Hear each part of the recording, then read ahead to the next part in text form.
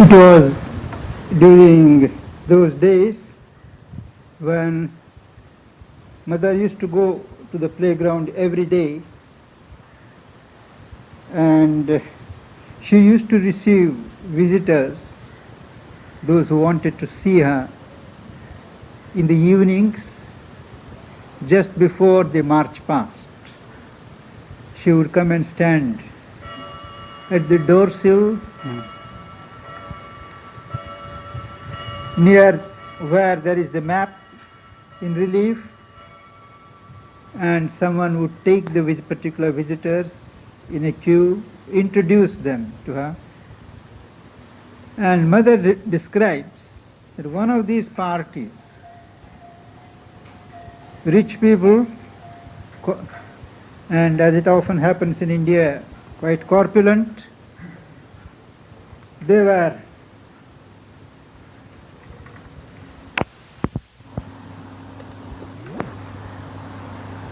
she would receive each one and give flower.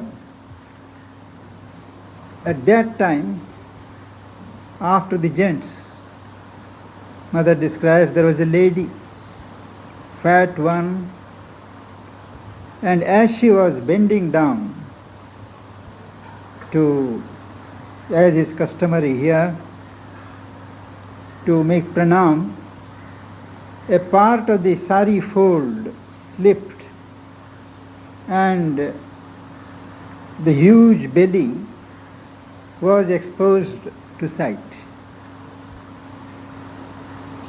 Mother is normally very patient and doesn't show her reactions.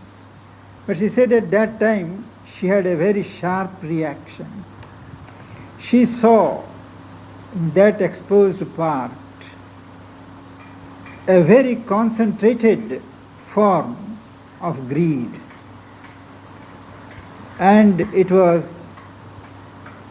very repulsive. Recalling that experience, mother describes how at the human stage in evolution, so many perversities, so many exaggerations have taken place.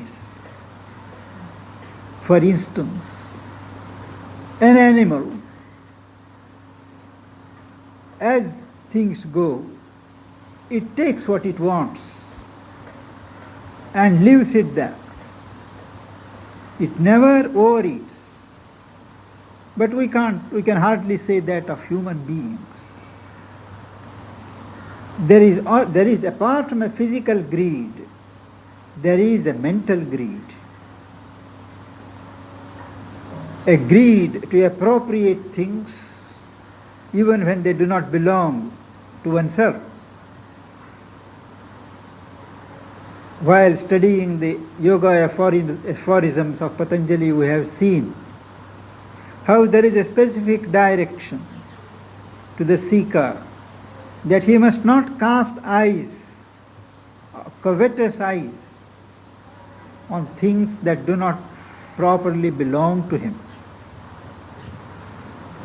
These perversities have taken place with the advent of mind. The ego, the desire and the mind, they have all combined together to introduce complications in life which was fairly straight, uncomplicated in the stair of evolution of nature. Broadly speaking, when we look at life in evolution today, we see three grades. One, the simple life of the animal,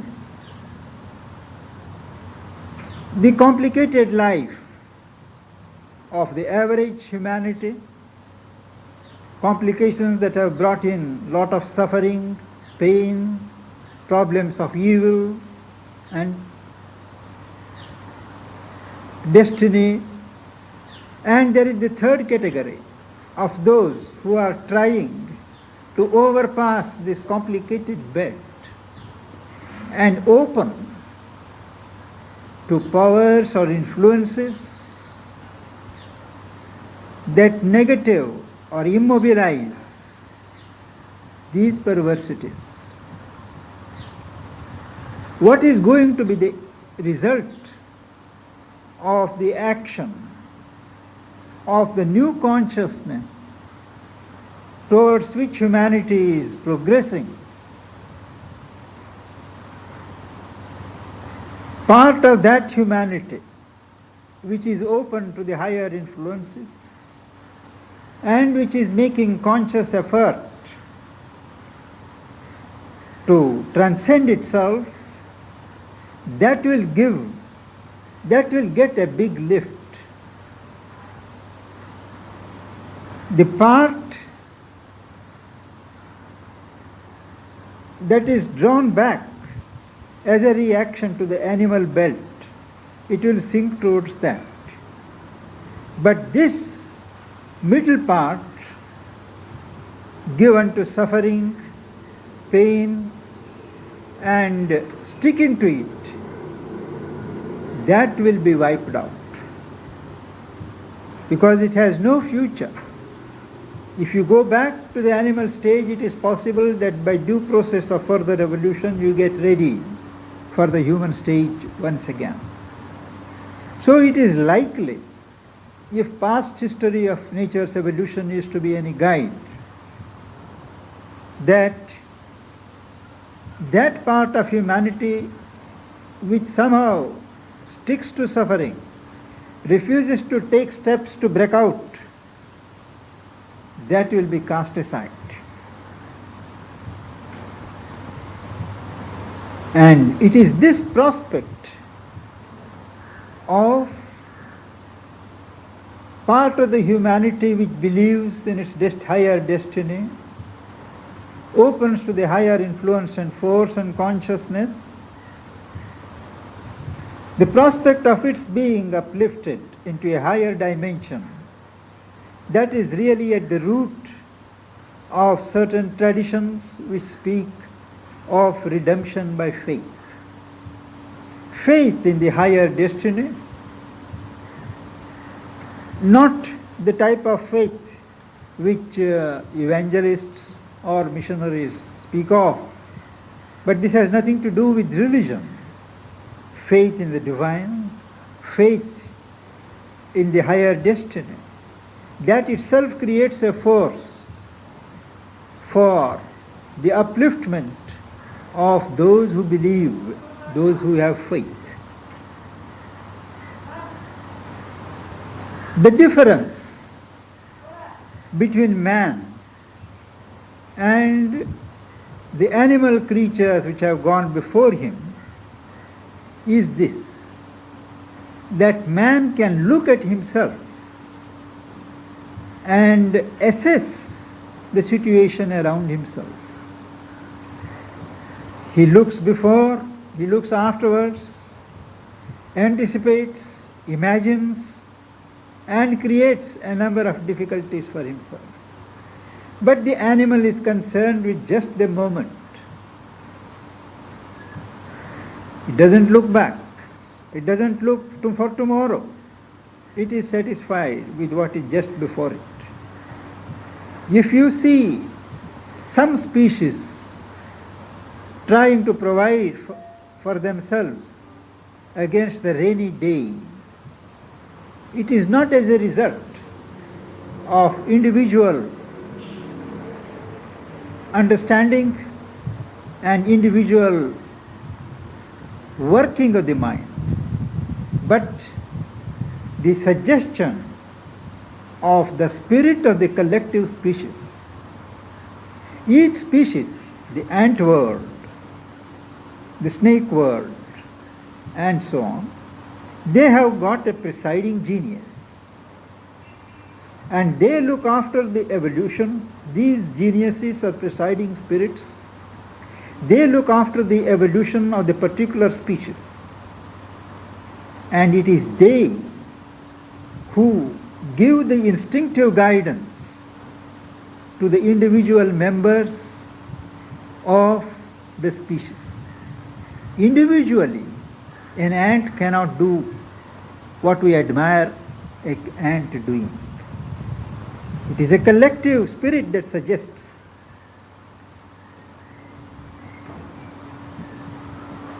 But man, he has been awakened. He is self-aware, and what he sees, what he anticipates, what he apprehends, fills him with worry. He makes himself miserable. Mother observes that there may be some kind of pain, some kind of suffering in the animal world, but it is never as miserable, as wretched as the misery of man, as the suffering of man. The way for man is to rise above this belt of suffering, and that he can do only by rising in his consciousness, make an effort to elevate himself, to raise himself in his consciousness and surrender to a power higher than himself. Those who have the faith, for them it is easy that there is a divine power. Surrender to it and invoke its strength to elevate oneself. And in the course of this surrender to the higher power, the providence, one opens oneself to the descent of peace. After the fevered existence of agitation, one opens to peace. This was as far as the previous traditions of religion and spirituality went. They spoke of elevating the consciousness, surrendering to the higher divinity, and opening to peace and disappearing into peace. But as we observed, the time spirit is against our losing ourselves in peace. Peace is not the terminus. There is a station higher than peace, and that is the dynamism of truth, dynamism of right thinking, right feeling, right action. Peace is the base from which one proceeds to translate the new poise of consciousness in the physical world. That state is to be naturalized. First man has to win it in himself and then actualize it in life, in day-to-day life. And that is the aim of modern spirituality. Whatever the name, they call it the social concern, the humanitarian content, whatever the name, the principle is this: a divine dynamism above the realm of peace is to be harnessed for the betterment and the perfection of the world. And that can be done through individuals who first attain to that level of consciousness and peace, and who are willing to place themselves as instruments for the transmission of this higher state of consciousness and power. In the process, there are number of challenges, number of difficulties. One does mistakes in yoga. Mother was asked whether there is a difference between mistakes done ignorantly and mistakes done consciously. Because there is a school of thought that intention does not matter. It is the results that are important. Speaking from the point of view of development of consciousness, it is understandable that mistakes done consciously are more dangerous. Mistakes done either way, out of ignorance or out of, in spite of knowing, both have their consequences and one has to pay. But spiritually, mistakes done consciously are more dangerous than those which are done differently. When one knows that this is wrong, this should not be done, and still does it, it indicates a perversity. And if perversity is too strong a word in the context, it indicates a weakness. The person doesn't have the strength to act according to his conscience.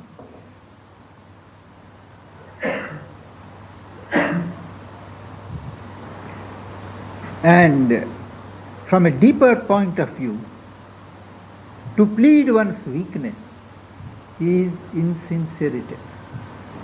Because if one is sincere, once one takes to yoga, and if one is sincere, if one is weak, there is always the action of grace to help. If one truly feels weak, unequal to the situation, and prays for the grace to help, the response is certain. But it is because we do not want to call the grace. We make the weakness a cover for our indulgence that mistakes are done. And the adverse forces take advantage of these loopholes and repeatedly create situations in which we do the same mistakes again and again, perpetuate that movement, and give a permanent turn to our nature to revolve in that groove. Then there is the question, how do we recognize another soul? Now, before we proceed to recognize another soul, we must learn to be conscious of our own soul. How many of us are truly conscious of our soul? Those who think they know their soul, usually it is their vital self, their vital being, the Purusha who presides over life activity, movement, dynamism, desire, ambition. It is that they mistake for the soul. One has to go deeper. When you touch the soul, when something from the soul comes to you, there is no excitement, there is no thrill. There is, on the other hand, a stamp of peace. Not even joy, but a deep happiness. An uncaused happiness. But when you touch the level of the vital being, there is a joy, there is an ebullition, there is an excitation that one has arrived. One is bursting with a message for humanity. One wants to do good to everybody. These are storms sweeping away the balance. But one has to hold oneself in patience. The storm passes, and then one knows that that is not the true being at all. So that is first, we have to dig deep and deep into ourselves till we touch the layer where the soul reigns, where the psychic being reigns in its own right. regarding once we are awake to the truth of our own being, how to recognize the soul in others. Mother recalls her own experience, her own practice with which all of us who have met her are familiar, and that is through the eyes. The eyes are said to be the windows of the soul. And if one looks into the eyes without any prejudgment, without any predecision, and knows how to enter into another individual through the eyes, with some there is an obstruction. He says, beyond a certain layer, you cannot go inside.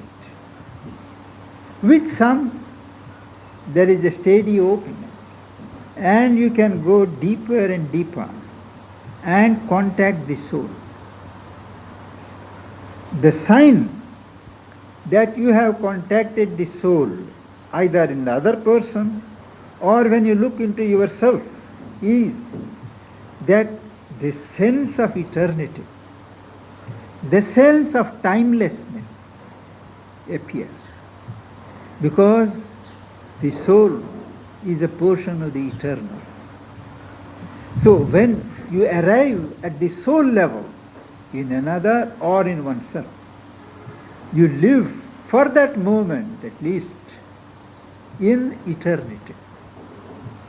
When you come back, there is certainly a jar when you come back into the dimensions of time. But at that moment, there is the experience of eternity. But before one reaches there, there are so many mixtures, one has to negotiate, one has to sift, that only an adept can do it. And apart from the sense of the eternal, there is the experience of what Mother calls plenitude. There is no limitation of any kind. There is a pregnant richness about it. That also one experiences alone with the infinity. They speak of the glory, the glorious riches of the soul. And that is an expressive phrase to translate the experience of plenitude that goes with the soul. There is another way, apart from looking into the soul, which is not possible for most through the eyes. First, there is the body. Regarding the soul in ourselves, that is more important to us at our present stage than becoming conscious of the soul in others. How do we get a start about it? First, to become aware of our own body. Normally we are not aware of our body at all. One has to gather one's consciousness, awareness, and become conscious of that individuality called the body, material individuality. How does that body move? How does that body act in the particular way it does? You become conscious that there is a will behind it. A will that rules the body, that guides the body. But is that will self-existent? Does that will operate by itself? It does not. There is something else still behind that will. We have to dig further to know what is that moves the will. At times it looks as if it is the mind that moves. At times it looks as if it is our vital desire, ambition that moves, the heart's aspiration that moves. But what is it that moves the mind, the heart, the vital desire? Something still behind. And that is what is called the true inner being, the Purusha, the soul. The soul is a being which holds together the whole complex of body, life and mind. Behind it holds and operates upon them through the will. So behind the will is the mover of the will, and that mover is the soul. So this is a rough description of the process of self-discovery, self-awareness, whether in the Upanishads or in some of the mystic traditions or the way of Ramana Maharshi, who passed away some 20 years ago. The process is the same. You start with the mental faith that the true self, the true soul is within. That is a portion of the eternal. And it is possible to delve into it ourselves, contact it, expose ourselves to its light, and one day to unite with it and become one with it. In some yogas, that is the end, that is the culmination. In certain other yogas, that is a capital step to unite with our own source within ourselves and thereafter to grow. In Savitri, for instance, the first part of Ashopati's yoga is in this realization of his own truth of being.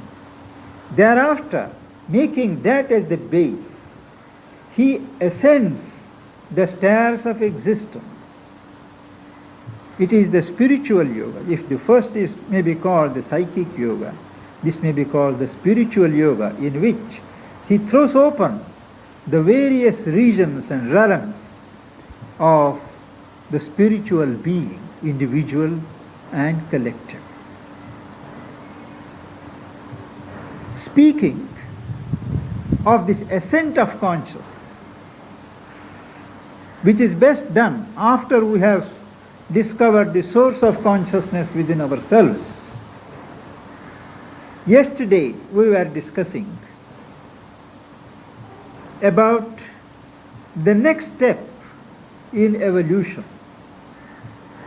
We have touched upon that subject often, but the subject is so important that we can afford to repeat what we have said and perhaps develop a point or more. And that is, man as he is today, he cannot straightaway develop into a supramental being. He cannot. Man has to evolve first into a superman. A race of supermen has to come into being, and that race of supermen forms the field for the next stage of evolution, which is the evolution or manifestation of the supramental beings. And what is a superman? That is a question that is legitimate. We don't need to say that the superman of our conception is not what Nietzsche spoke about, but the superman in this conception and context is the highest state of spiritual perfection that a man can reach. In this body, human body, born in the animal way. Now, a body born in the animal way, in the normal sexual way, is subject to certain inherent limitations. Once, a body not born in the normal way has to die in the normal way. So, a Superman will be, in his appearance, in his nature, human as anybody else. But in his achievement, in his highest consciousness, he will have gone beyond the human limits, and he will be directly open to the action of the supramental consciousness and force. So the outermost part, which is the body, will be subject to the operation of the normal natural law of disintegration and death. But in view of the fact that on the heights of his consciousness he is linked to what is still above, he will have added a new dimension to the earth's evolutionary progress. And a characteristic feature of this new element that will be formed by a number of supermen is the consciousness of universality. It is impossible for a Superman to feel himself separate from others. The sense of oneness and unity will be as normal and natural to him as the sense of individuality is for us today. And this sense of universality presupposes a certain subtle substance added to the human being, to which the consciousness of universality is natural. And Mother observes, points out, that after the descent of the supramental consciousness as a major force in Earth's evolution in 1956, this new substance, the Superman substance, to put it roughly, is being organized on the subtler planes of our world. That is why even common men today are more open to the principles of unity, universality. At least in their mind they are open, the mind is accepted. But those of spiritual seekers who seek to be Supermen, they have to outgrow their self-limitation to the walls of their egoistic individuality and open to the action of the universality of thinking, universality of feeling, and universality of being. It is in this context we have to remember what Mother said, that nobody can be a Superman who has not cast aside his ego. And ego is of so many types, we need not go into that question. And these Supermen, a number of them, need not necessarily be confined in one place, one community. That is not going to be. But wherever they are, a sort of community of consciousness will form between all those who have got the Superman consciousness dominated by the consciousness of universality. And it is their interaction, their community of interests, that will develop or create conditions and circumstances in which nature will reveal or evolve a still newer method of procreation, of bringing into birth new forms without the usual sexual means.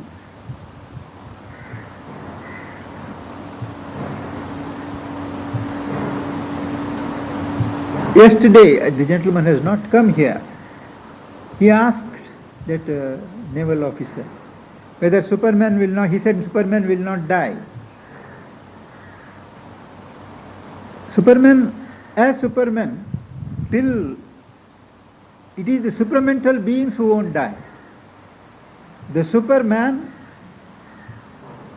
will be subject to the working of the forces of disintegration.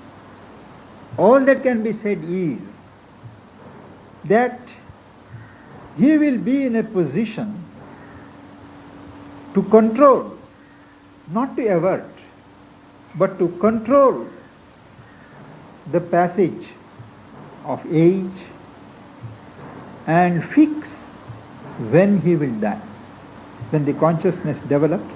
But he will have to cast aside this body, because that body is born in the normal way and it has to die in the normal way. That is the law of nature.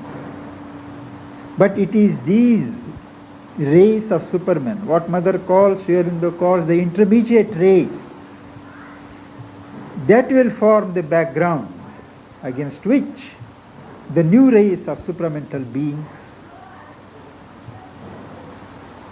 will come into existence. The second question, which was raised yesterday after some left, it is a very topical question. Let us leave aside the local persons, personalities. Let us put it this way. The topic under discussion was the place of celibacy in spiritual life, the role of sex, whether it ceases when one enters spiritual life. I said that when one enters spiritual life in earnest, when the quest is the sole preoccupation, then sex is out of question. As long as one is in a preparatory stage, one is only preparing oneself, the question need not arise. The next question was, when do you say that you have begun yoga in earnest and that means you can't have sex? You have entered spiritual life in earnest when you are not attracted to any other thing. No other interest can hold you except the divine, the higher consciousness. Whatever pulls you down, distracts you, that you just reject. And you don't have to make an effort to reject. When the whole being is aflame with that aspiration, you don't want to lose a single moment. You don't want to spend even a bit of energy for anything else. You don't take food because you enjoy those dishes, because you have to live. As Mother said, you eat to live, not live to eat. So the proportion of these elements changes radically. The question of rejection, suppression does not really arise. They just drop off. That is a true sign that you have entered into that belt from where there is no going back. At that time, none of these questions can arise. Then I was asked, can't sex be beautiful? Can't sex help the development of your consciousness? Something demands it. The whole consciousness backs it up. It wants to have that experience, and it has the feeling of growth. The question is very well put. But the answer is, in man, of course it means in woman also, there are two souls. There is the desire soul in the front. There is the delight soul at the back. In the innermost depths, there is the delight soul, which does not need anything. Its delight is uncaused. There is a spontaneous flow of delight from it. But the desire soul in the front, led by our ego, organized around our ego, that insists on number of experiences, number of fulfillment of desires, and it brings that illusion of growth, illusion of ecstasy, illusion of plenty and plenitude. But it is clearly a vital formation, the desire soul. Most people mistake the promptings and the impulsions of this desire soul to be the drive of the soul. Sri Aurobindo draws attention to this fact in his chapters on delight of existence, the problem, and delight of existence, the solution, in the first volume of Life Divine. So as long as we live in the consciousness of the desire soul, these things appear beautiful, and as long as there is something in us which answers to them, it means that we have still to pass through that belt. If you are serious about spiritual quest, it is the spiritual soul, it is the innermost, the psychic being, that has to decide. And sex has always an action of deformation on the influence or the race of the psychic being, the soul.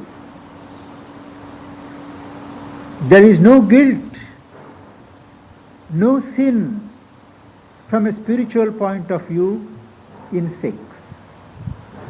The question is whether after a certain stage sex is a creation of nature to serve its purpose of perpetuating the species. Once you want to exceed that nature, leaving the process of procreation to those who are still involved in nature, the problem should not arise. If we are to transcend ordinary nature and pass into the higher nature, all that belongs properly to the lower nature has to be transcended. Mother said, sex, if you are not ready to go beyond it. That is in 3 or 4 words she has summed up. If you are not ready to go beyond it, it means that you are not yet ready for that yoga. You have to prepare yourself. And you have that freedom, you have that liberty. As Sri Aurobindo says, to prosper or perish in ignorance.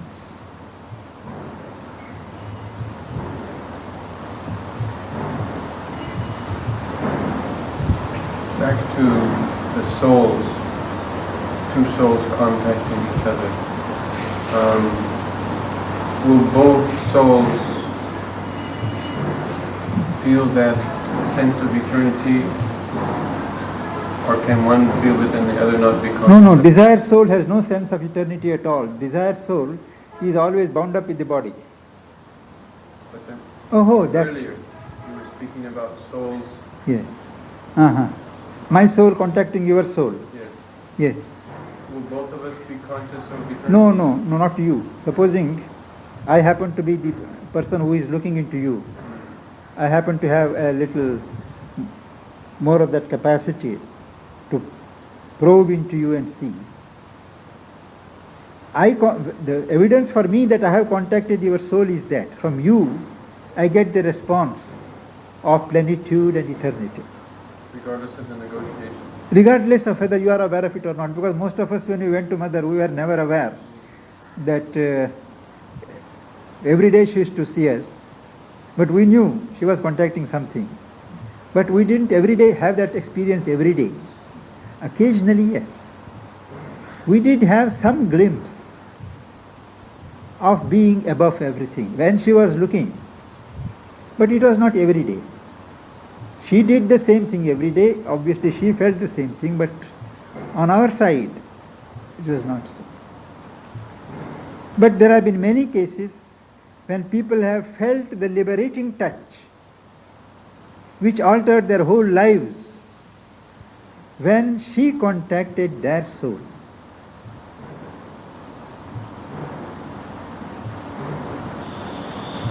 At that moment, their response may have been one of emotion, one of deep love, but it worked. So there have been always yogis throughout the time which had control over death, but one cannot say that they have been supermen. No, one can have control over death even by doing Hatha Yoga and Raja Yoga. Even without believing in God or divine, one can acquire control over the functions in the body, life, breath, and one can get these things under control. One can live as long as one wants, but one day one has to shed. But to gain control over the process of death does not necessarily mean having the consciousness of the Superman. But a Superman means it is that.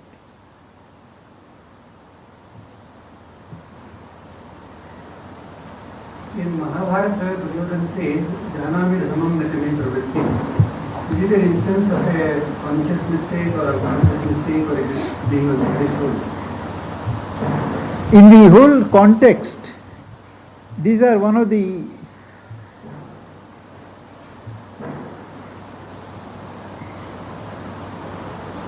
it is in the Pandava Gita. How far it is an interpolation, we do not know. It is difficult to believe that a man who was that open to the prompting from within could be so wicked. It is difficult to believe, square both the things. Unless what he called the indweller was the ego soul. He mistook it for the divine inhabitant. It can be explained that way.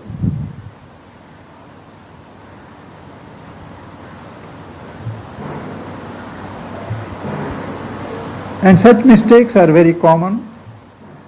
Even today we have a number of people here who claim to be guided by Sri Aurobindo, doing the things very reverse of what Sri Aurobindo has asked to be done. One can commit that mistake.